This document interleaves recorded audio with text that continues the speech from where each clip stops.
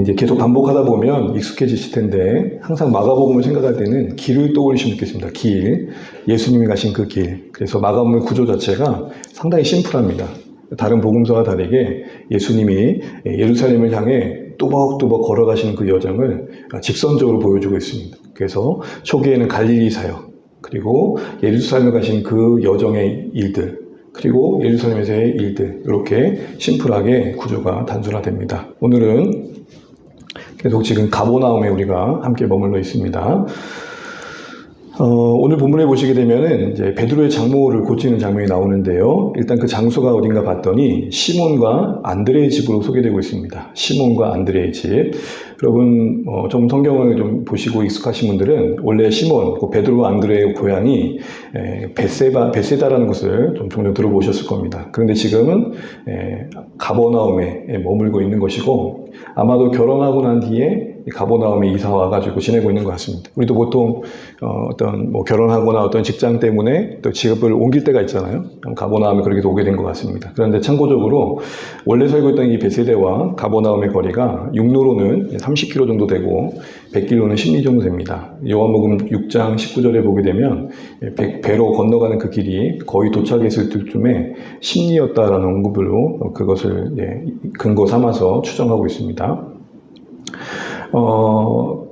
오늘 이 시몬 베드로와 안드레의 머무는 집의 중요함은 가버나움의 사역의 근거지로 사용됐기 때문입니다. 이런 복음서를 보게 되면 예수님의 대부분의 사역들, 많은 이적과 기적을 일으켰던 곳으로 언급되고 있는 곳들은 가버나움입니다.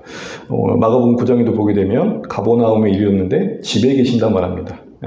가버나움에 있을 때 집에 계셨다. 이때 이 집이 바로 오늘 시몬과 안드레의 집이라는 것을 우리가 본문을 보면 알게 됩니다. 그곳에서 제자들과 함께 모이셔서 이야기를 나누셨던 거죠. 그러니까 어떻게 보면 사역의 베이스 캠프와 같은 곳이 어디냐? 가버나움이었다. 이렇게 보시면 되겠습니다. 그래서 이 두 사이의 거리가 그 정도 된다. 아마 우리 울산에서 30km 정도면 어딘가요? 여기서 한 30km 정도면 울산 내에서 보면 간절곶? 그 정도 되는 것 같습니다. 어쨌든. 근데 여기서 오늘 베드로가 시몬과 안드레가 집에 들어갈 때 해당에서 나왔다는 말을 언급하고 있습니다. 오늘 해당에서 나왔다는 말은 우리에게 뭘 알게 시켜줍니까? 앞에 해당에서 가르쳤던 사건과 연속수상이 있다는 겁니다. 쉽게 말하면은 우리가 지난주에 살펴봤던 안식일에 해당해서 가르치시고 귀신 쫓으신 그 사역이 이어지고 있는 것입니다. 그러니까 해당에서 나왔다는 것은 지금 그 사건과 같은 날에 오늘 이 일이 이루어졌음을 보여주는 것이죠. 그리고 뒤에 보겠지만 점으로 해질 때라는 말과 이어지는 걸 보게 되면 중요한 사실 하나를 알게 되는데 지난주에 살펴봤던 내용, 오늘 살펴봤던 모든 내용이 아침부터 저녁 늦게까지 하루의 일정이라는 것. 의도된 어떤 구성이겠죠. 예수님이 공생애의 첫 일정으로 보내신 이 하루의 일정을 마가는 함께 보여주면서 이 안에 뭔가 담아내고 있는 듯합니다. 여러 일들이 있을 텐데 그 어느 한 날의 하루 일정을 대표적으로 마가복음상에서는 첫날의 사역으로 소개하시고 계시는 거예요. 그리고 그 일은 가르치시는 거였고 귀신을 쫓는 거였고 병 고치는 일을 하셨다. 이 내용이 하루의 일정 안에 담겼다라는 겁니다. 이런 질문을 해보는 거죠. 그렇다면 특별히 안식일에 예수님의 이 분주한 하루의 일정은 어떤 의미를 갖는가? 뒤에 보겠지만 많은 사람을 고치셨다. 많은 귀신을 내쫓았다는 여러 일들 중에 구체적인 한 몇 가지 예를 들고 계시다는 것으로 볼 수 있고 앞에서 하나님 나라를 선포하신 뒤에 제자들을 부르시고 이어지는 내용이라는 측면에서 본다면 하나님 나라가 임할 때 어떤 일들이 일어나느냐라는 이야기를 담고 있음을 보게 됩니다. 하나님 나라가 말씀과 함께 임하고 또 하나님 나라가 임했을 때에 어떤 현상들, 어떤 결과들, 어떤 모습들이 나타나느냐, 어떤 능력들이 드러나느냐, 이 이야기로 이 두 가지 사건이 예시되고 있다는 겁니다. 하나님 나라의 관점에서 대표적인 사건이라는 것은 이 사건들 안에 하나님 나라에 관련된 핵심 개념이 담겨 있다는 거죠. 하나님 나라에 대해서는 여러분 많이 들어오셨으니까 다시 개념을 정리해보면 하나님 나라는 특정한 장소가 아니라 통치죠. 하나님의 주권이 임하는 것. 내가 하나님의 주권 아래 있고 하나님의 통치를 받아 사는 것 그 자체가 하나님 나라입니다. 여러분 우리는 한국에 살고 있지만 다른 나라 가더라도 우리는 한국 사람인 것은 우리의 주권이 우리 주민등록증이 어디에 속해 있기 때문입니까? 네, 대한민국에 속해 있기 때문인 거죠. 우리가 있는 곳이 대한민국인 거죠. 크게 보면. 그런 관점에서 하나님의 나라도 이해하면 크게 틀리지 않을 것 같습니다. 그리고 이 나라는 이미 시작됐지만 아직 완성되지 않았죠. 이 그림 속에 오늘의 우리의 실존을 이해할 필요가 있는 겁니다. 하나님의 자녀이지만 아직은 하나님 자녀답지 않은 모습과의 싸움이 있는 곳. 그러나 그것은 재림 때에 영광스럽게 완성될 거라는 이 큰 그림. 이게 이제 하나님 나라를 생각할 때 아주 중요한 개념이고요. 우리가 하나님 나라를 오늘 이 복음서에서 따지는 이유는 하나님 나라와 예수님의 삶 사역은 밀접하게 관련되어 있기 때문입니다. 이 글이 좀 나열이 조금 그런데 뒤에 표를 보시면 오늘 1장 안에 담긴 이 모든 내용들이 하나님 나라를 설명하고 있다는 겁니다.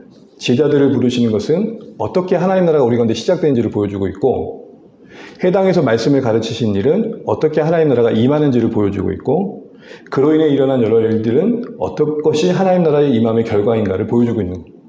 우리가 지난 시간 봤던 귀신을 쫓는 사건은 단순히 귀신을 쫓는 축사사역 이전에 그 하나님 나라와 관련된 상징하는 바가 뭡니까?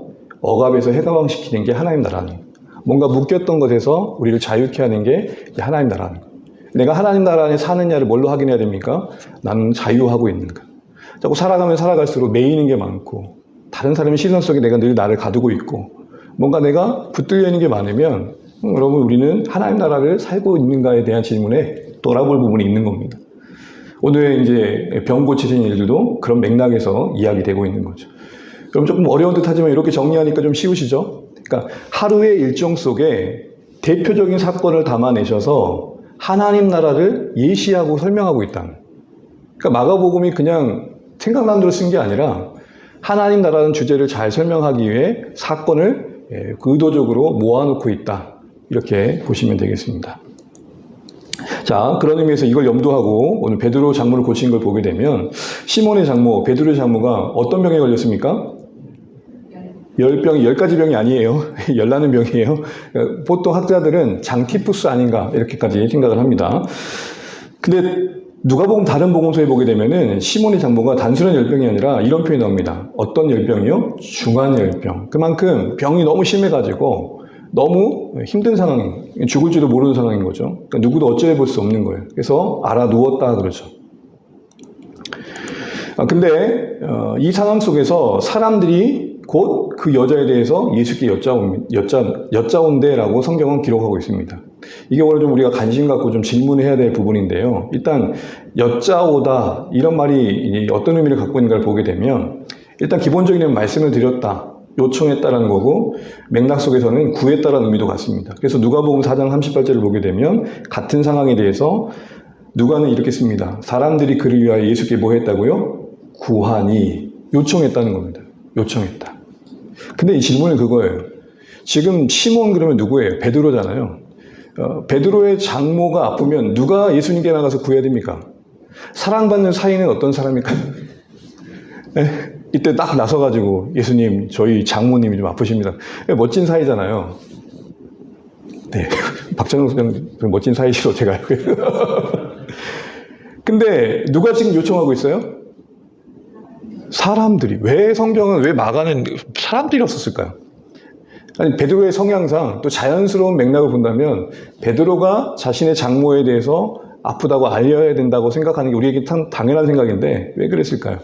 여기는 약간의 마가의 의도적이 있습니다. 그 뭘까요? 마가는 공동체, 교회 공동체의 관점에서 이 사건이 바라봐지길 원한 겁니다. 그러니까 베드로는 누가 봐도 눈에 띄는 사람이죠. 그러니까 우리도 지내다 보면은 독보적인 분들 계시잖아요. 평범하지 않고 그 존재 자체로 막 이렇게 빛이 아우라가 나는 분들. 또 사역하다 보면 공동체에 있다 보면은 그냥 저분은 누구 봐도 인정받는 사람도 있으시죠. 그런데 그런 위치에 있던 베드로, 근데 그 베드로가 구했다고 하지 않고 사람들이 구했다라는 측면은 뭘 얘기할까요?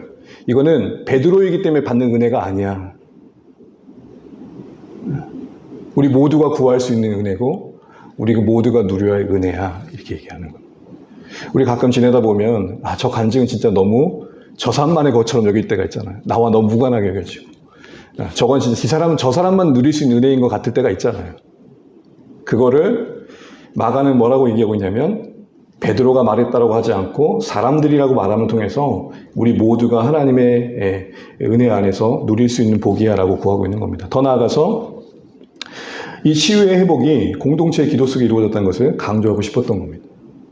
마가복음 읽으면 2장에 보게 되면은 또 중풍병자 환자를 돕기 위한 친구들이 이렇게 들것에 그 친구를 매가지고 지붕을 뜯고 내리잖아요. 그때도 예수님께서 뭐라고 하시냐면, 너희의 믿음이, 너희들의 믿음이 나에게 와닿았다, 이렇게 말씀하신 거예요. 너희들의 믿음. 그러니까 한 사람의 믿음이 아니에요.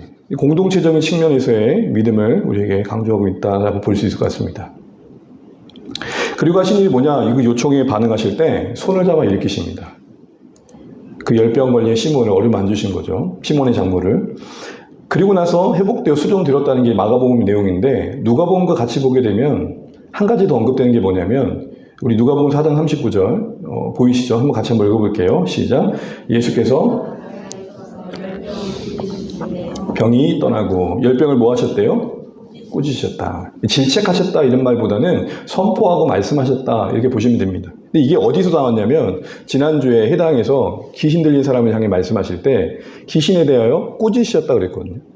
모든 것의 주 되신 하나님 되신 그분께서 주권자로서의 선포하신 내용이 뭐냐? 꾸짖으셨다라는 거예요. 그러면 귀신을 쫓을 때도 꾸짖으셔서 나온 열매이고, 오늘 병든 이 시몬의 장모를 고칠 때도 꾸짖으심으로 회복된 거예요. 공통점이 뭐예요? 선포하시고 말씀하셨다는 거예요.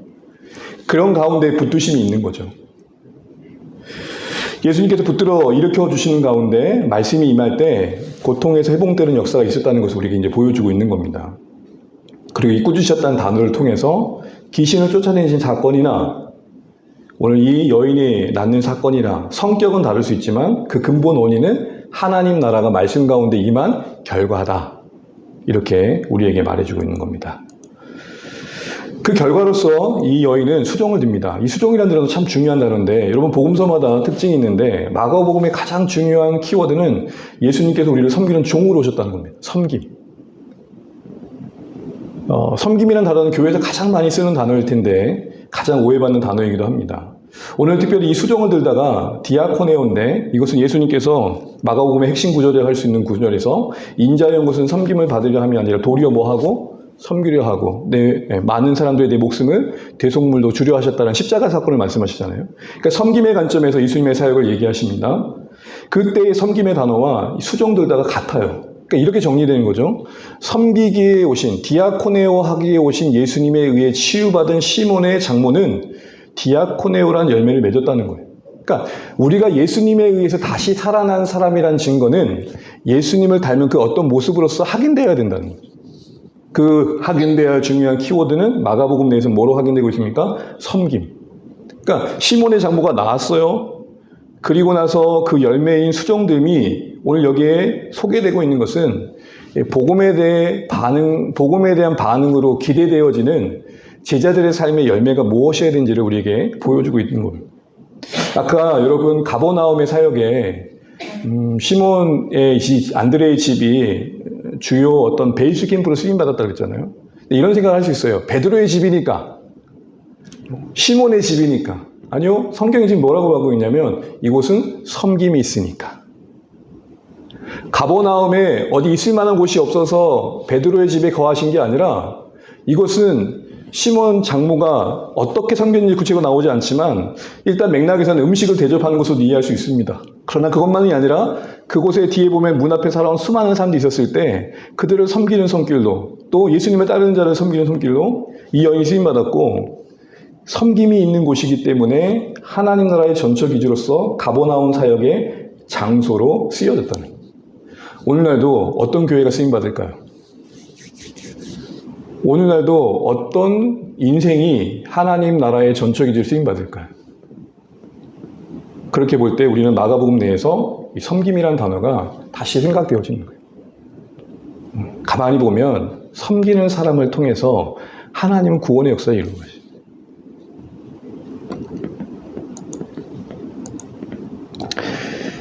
그렇다면 이 시몬의 장모의 열병은 하나님 나라 관점에서 어떤 의미를 갖느냐라고 할 때 설명되어지는 중요한 구절이 마태복음에 나오는데요. 같이 8장 17절 읽어보겠습니다. 시작.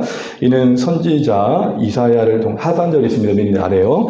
다시 읽을게요. 시작. 이는 선지자 이사야를 통하여 하신 말씀에 우리의 연약함을 친히 담당하시고 병을 짊어지셨도다 함을 이루려 하심이더라. 아멘.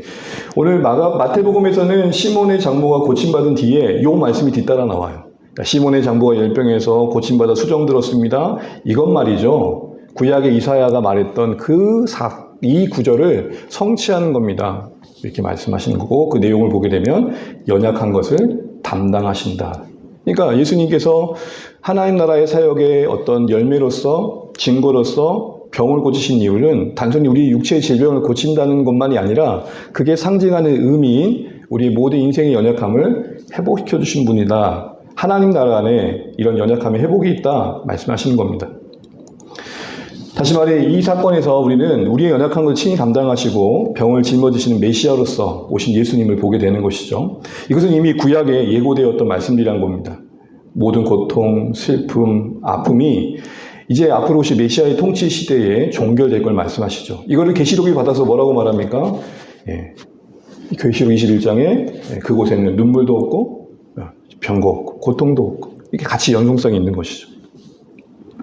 이런 가시적인 그러기에 병 고침의 현상은 단순히 병이 나았다 정도의 의미가 아니라 하나님 나라 가운데 우리가 거할 때 말씀과 함께 경험하게 되어지는 회복을 그려주고 있는 것입니다.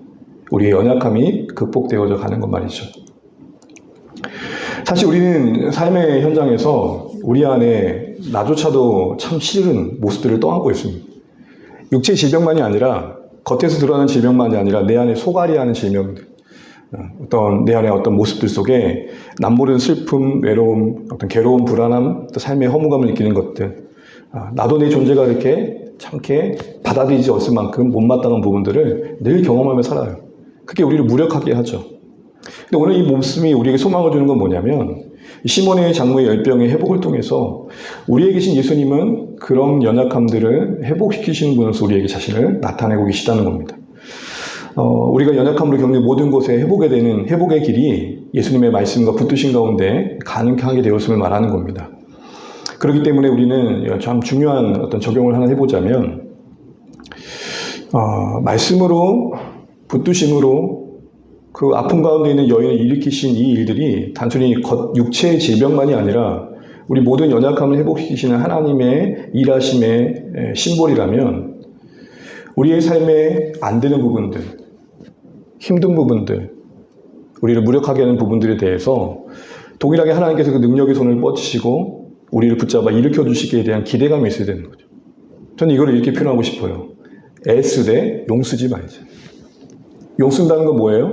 그냥 혼자 바둥바둥 되는 거, 혼자서. 하나님의 은혜를 의지하고 능력을 의지해서 그 연약한 부분, 안 되는 부분에 하나님이 친히 그 손을 뻗쳐 붙들어 주시도록 기도할 필요가 있는 거예요. 여러분, 안 되는 부분, 넘어지는 부분, 슬픔, 외로움, 나를 자꾸 주저앉게 하는 것들에 대해서 하나님께 맡기시는 은혜가 우리 가운데 있으시면 좋겠습니다. 애쓴다는 말이 바로 그걸 말해요. 용쓴다는 건 뭐예요? 하나님의 도움과 능력에 대한 기대는 1도 없이 그냥 내가 어떻게 해보려고 하는 거예요. 이제 이어진 사건을 보게 되면 요약적인 진술이 나오는데 우리 말씀 같이 한번 읽어보겠습니다. 시작. 저물어 해질 때에 모든 병자와 귀신 들린 자를 예수께 데려오니 온 동네가 그 문 앞에 모였더라. 예수께서 각종 병이든 많은 사람을 고치시며 많은 귀신을 내쫓으시되 귀신이 자기를 알므로 그 말하는 것을 허락하지 아니하시니라. 일단 여러분, 이런 구절들은 복음서에서 종종 보게 될 겁니다. 이거는 한마디로 요약 정리한 구절입니다. 오늘 마가복음 1장 39절에도 3장에도 6장에도 나오게 됐는데 1장 39절 잠시 보시게 되면 이런 형태로 기록이 됩니다. 온 갈릴리 다니시며 그들이 여러 회당에 전도하시고. 그러니까 한 문장 안에 여러 사건들을 함축적으로 정리하고 있는 거죠. 오늘 32절 34절도 그 하루의 일정들 안에 포함된, 그러니까 시몬의 장모를 낳게 한 뒤에도 정말 수많은 사람들과 또 여러 동네에 이 일들을 이루셨음을 말씀하고 계시는 겁니다.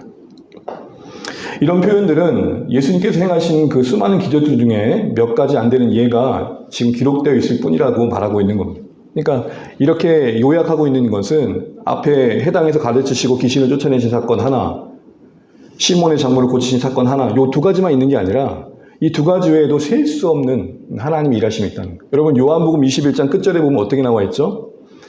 이 세상에 그걸 다 낱낱이 하신 일을 다 기록하면 이 세상에 어디에도 그 책을 다 둘 수 없다고 되어 있거든요. 그러니까 하신 모든 일들을 다 기록한 게 성경은 아니라는 것이죠. 이것은 우리에게 뭘 보여주느냐? 하신 그 일들이 얼마나 실제적이며 또 다양하며 폭넓은가를 보여주는 거예요. 어떤 하나님의 어떤 나라의 능력이라는 게 신앙생활 영역에서만 적용될 게 아니라 나의 전 존재 속에서 실제화될 수 있는 능력이라는 생각들을 지금 할 필요가 있는 거예요. 제가 한번 말씀드렸습니까? 한 목자님이 바로 위에 상사가 너무 힘들어가지고 가족 사진도 안 붙여준 분이 그분이 차에다가 그 상사가 얼굴 사진을 붙여놓은 거예요. 보니까 보여주시더라고요. 근데 그분이 이제 말은 하는 건 이거예요. 목사님, 제가 이 사진을 1년 동안 붙여놓고 기도하고 있다. 어떻게 되셨는데? 그랬더니 1년쯤 되니까 조금 마음이 열렸다. 그 변화예요? 변화가 아니에요. 그냥 그 정도예요. 무슨 말씀을 드리고 싶냐면 저도 그렇고 우리 모두도 그렇고 하나님의 능력을 의지한다는 게 뭔가를 삶의 전반적인 영역에서 필요할 필요가 있어요. 여러분, 가장 열받을 때가 언제세요? 관계 속에서 가장 열받게 하는 관계.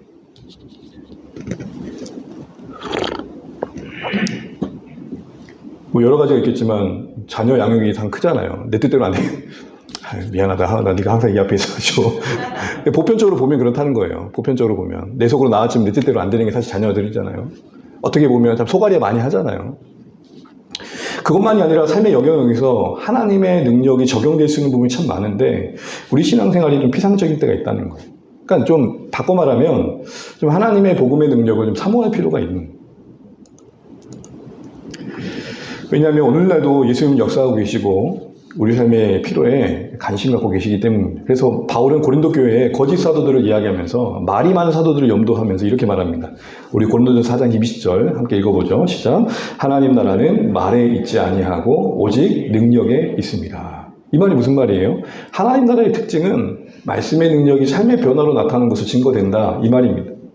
말이 수려하고 화려하더라도 그 안에 삶을 바꾸고 지혜를 회개시키고 뭔가 새롭게 하는 하나님 능력이 없다면 그거 하나님 나라 아니다, 이 얘기를 하고 계시는 거죠.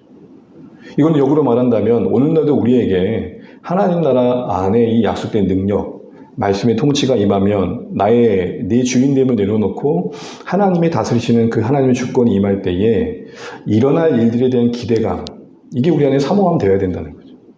예수 믿는 그 순간 우리가 바뀝니까? 평생을 거쳐서 다루어야 우리의 삶에 성품이 있고 성격이 있고 스타일이 있고 삶의 선택들이 있잖아요. 아우, 내가 이래서는 안 되는데 하면서 늘 그 자리에 서 있는 그 무엇이 있잖아요. 근데 그거를 우리가 용 쓰면서 바꿀 게 아니라 하나님께서 말씀하신 능력 안에 바꿔갈 필요가 있는 거예요. 그런 의문이 들죠. 왜 하나님의 능력이라고 하면 왜 당장 안 바꾸냐. 거기서 또 우리는 하나님의 신비를 보는 거예요. 하나님의 다스리심이 어떤 것인지를, 하나님 나라에 임한 그 현실들을 우리가 우리의 여러 영역에서 나타내기를 기대할 필요가 있는 거죠. 하나님 내 인격 속에, 하나님 내 성품 속에, 우리의 가정과 일터와 공동체와 내가 맺는 모든 관계와 또 겪는 상황 속에 하나님의 다스리심이 무엇인지가 좀 드러나게 해주십시오. 하루아침에 시작을 여실 때 이런 기도가 좀 필요할 것 같아요. 하나님 나라가 말에 있지 않고 능력이 있다고 분명히 말씀하셨는데 진짜 그거 경험하고 싶습니다. 오늘도 살아내야 할 삶의 현실에서 마주한 여러 일들과 관계와 상황 속에서 이 복음의 능력이 나에게 작동하게 해주십시오. 이렇게 우리가 기도할 필요가 있는 것이죠. 근데 이 말씀 속에 우리가 좀 주목할 것 중에 하나가 점으로 해질 때에 이들이 몰려왔다는 겁니다. 여러분 보통 유명한 명품점이나 백화점 같은데 오픈의 시간을 기다리는 사람들 우리 뭐라 그래요? 오픈런 한다 그러잖아요. 여러분 혹시 보셨어요? 여기 가려고 사람들이 줄기차게 줄 서 있는 거 보셨어요? 그 시간 맞춰서 들어가려고. 왜요? 그 시간에 문이 열리는 거예요. 근데 여러분 이들은 왜 이렇게 이 저물때를 기다렸다는 듯이 몰려왔을까요? 이런 준비 안 되세요? 왜 저물때 몰려왔을까요? 이 수많은 사람들은.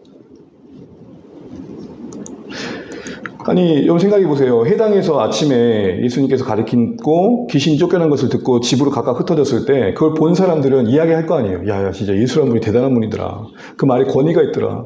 근데 그걸 듣고 병이 낫기를 바랬던 사람들, 뭔가 능력을 구했던 사람들은 정말 절박한 마음으로 뛰쳐가도 서둘러 가도 부족할 탐이 아닙니까? 그런데 이들은 왜 내내 가만히 있다가 해질 때에 찾아갔을까? 왜 해질 때까지 기다렸을까요? 그쪽 팔레스타인 해는 너무 따가워가지고 자외선에 피부가 상할까 봐요. 이게 중요한 게 뭐냐면 이 안에 마가가 이야기하고 싶은 게 있기 때문입니다. 이날은 무엇보다도 어떤 날이었습니까? 여기 빠졌는데 안식일이었어요. 여러분, 유대인들은 안식일에 어떤 규정이 있죠? 먼 거리 이동하지도 못하고, 특별히 이들은 아픈 사람을 움직이는 것도 뭐라 그래요? 노동이라고 생각했단 말이에요. 그러니까 안식일에는 아무것도 하지 말라는 말을 지나치게 적용하다 보니까 이런 규례들이 나오기 시작한 거예요. 그럼 여러분, 내 가족이 귀신 들린 자가 있어요. 병든 자가 있어요. 예수님 만나면 나을 것 같아요. 지금 당장 가고 싶지만 뭐가 지금 발목을 잡고 있는 거예요? 안식. 이 규례를 어길 수 없는 거예요. 여러분, 이거 무서운 거예요. 내 평생에 익숙해진 문화, 또 좁게는 내 교회 생활 속에 익숙해진 어떤 신앙생활의 어떤 틀, 여기에 내가 모여가지고 하나님 나라의 그 자유로움과 능력에 더 다가가는데 어려움을 느낄 때가 있는 거예요. 그러니까 관성이라고 하잖아요. 관성. 내내 해왔던 그 흐름을 따라 가게 되는 관성, 이 종교적인 관성, 내 삶의 관성이 내 몸에 배어있는 것들이 오늘 이 안식일 규례에 매여있는 자들과 다르지 않다는 거예요.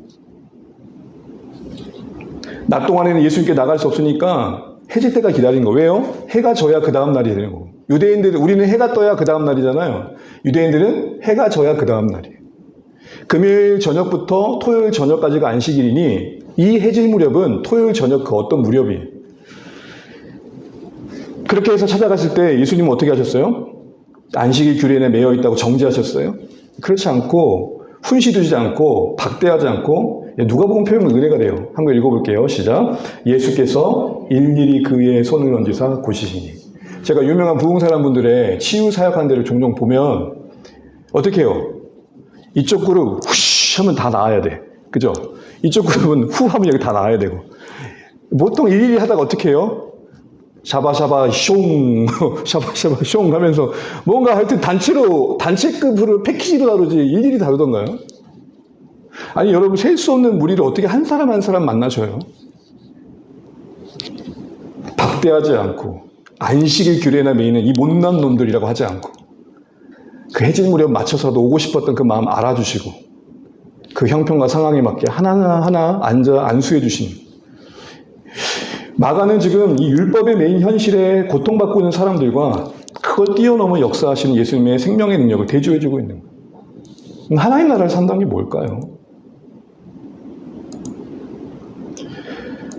사실 오늘날에도 우리의 신앙은 종종 어떤 형식과 간섭과 규정, 제가 아까 말씀드렸던 스스로 정한 규례에 매일 때가 있어요.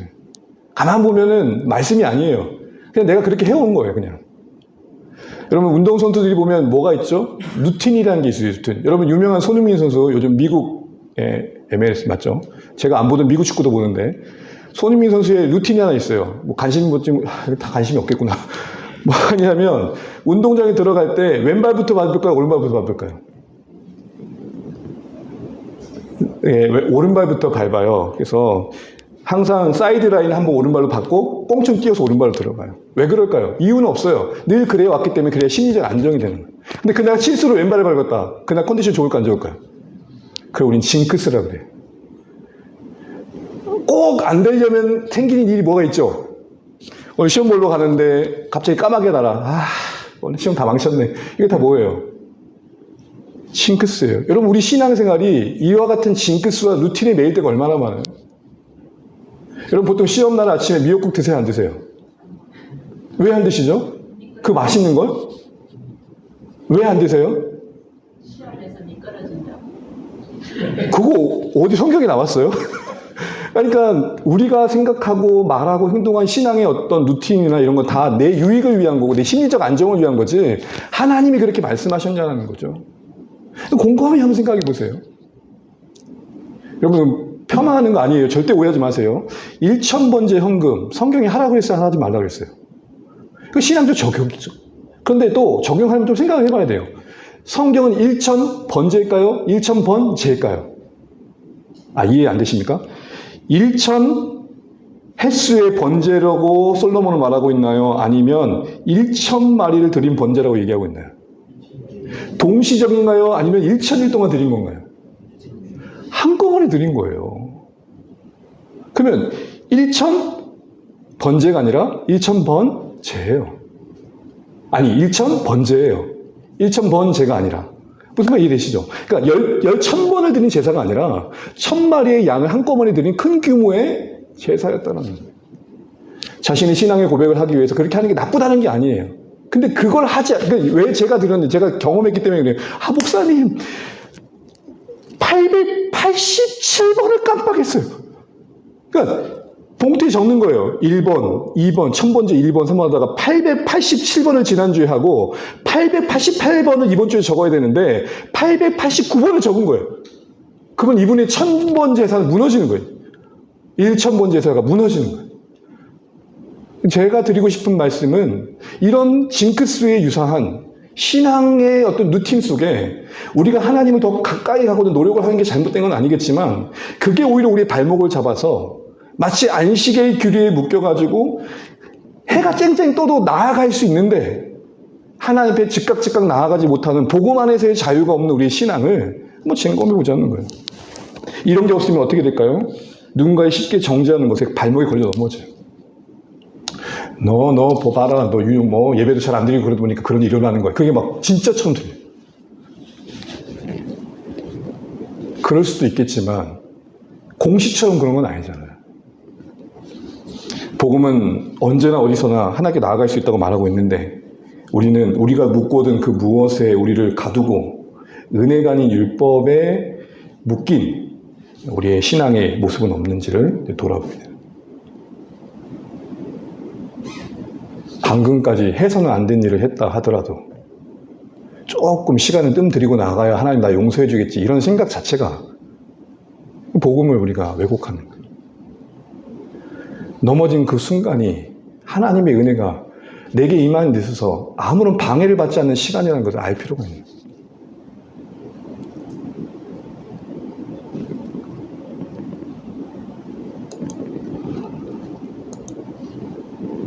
마지막으로 이 말씀을 보게 되면 귀신이 자기를 아신다는 것 때문에 허락지 않으십니다.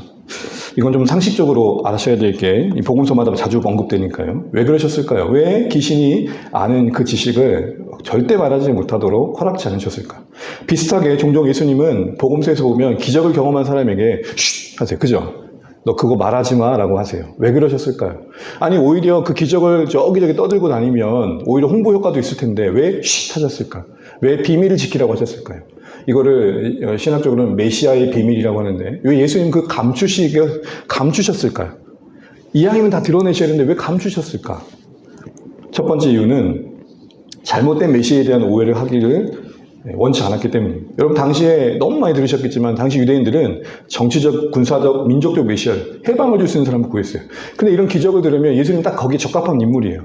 이 능력이면 로마 껌이겠다 싶은 거예요. 그렇게 비춰지지 않게 원하시는 거예요. 우리 여기서 뭘 볼까요? 사람들이 원하는 메시아가 아니라 하나님이 보내신 메시아 되길 원하시는 거예요. 우리 신앙이 어떻게 적용해 볼까요? 우리 필요한 상황에 의해 우리가 믿고 싶은 예수님이 아니라 나에게 찾아오신 예수님을 먼저 생각할 필요가 있는 거죠. 두 번째는 귀신의 입을 통해 그 증언이 왜곡되는 것을 거부하신 겁니다. 하나님의 거룩한 자라는 바른 지식을 얘기했지만 그걸 침몰시킨 일은 그 입에서 나온 그 말이 왜곡될 수 있기 때문입니다. 악용될 수 있기 때문이죠. 애초에 예수님은 악한 자를 멸하러 오신 분이기 때문에 귀신의 증거 따위는 오히려 필요 없는 거예요. 근데 역으로 이건 우리에게 뭘 말할까요? 아무나 증언할 수 있는 게 아니다.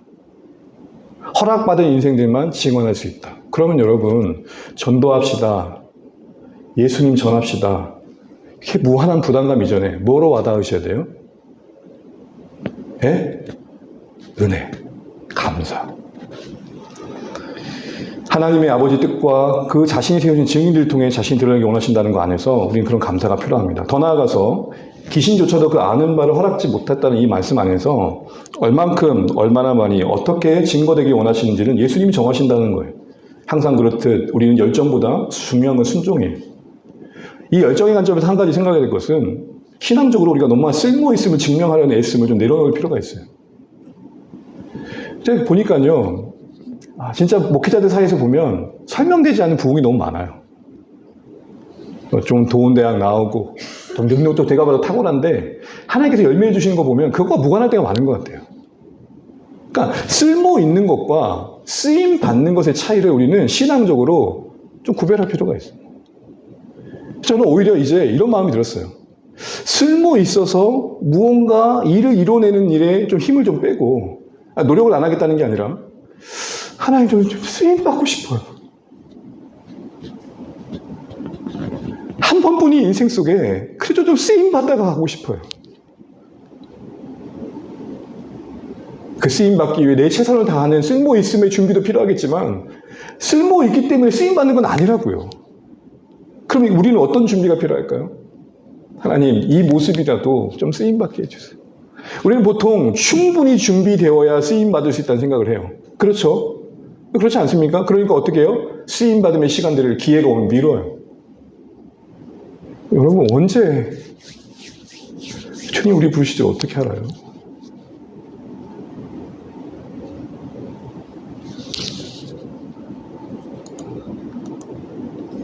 마지막으로 하나님 때와 방식에 따라 자신을 드러내고 싶어 하신다는 것.